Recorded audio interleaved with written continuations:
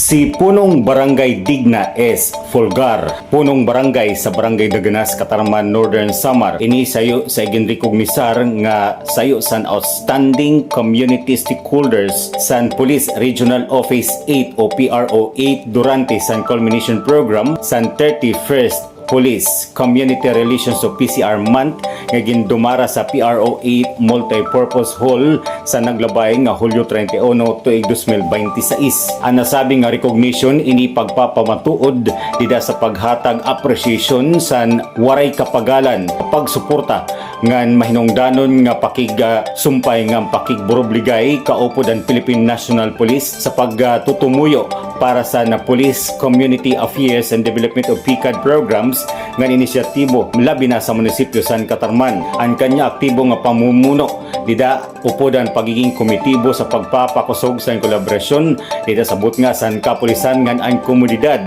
nga may ada sing importansya pagkontribuer san pagduso san peace, public safety and community development sa Norte San Samar. Ang Northern Samar Police Provincial Office sa ilarom san pamumuno ni Police Colonel George Buyakaw Jr., Provincial Director, igin paabot sin sini ang kanya mapasok nga paghatag sin congratulations ngadto kan punong barangay Fulgar didasan pagiging deserve sini sa nasabing nga rekognasyon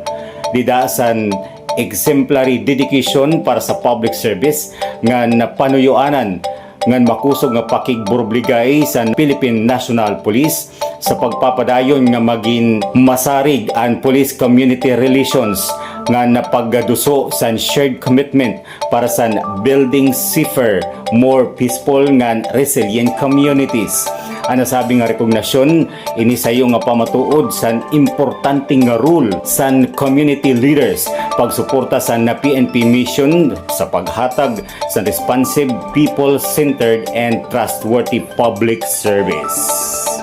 Ako si Eugene Montaño Inano para sa Serbisyo Publiko.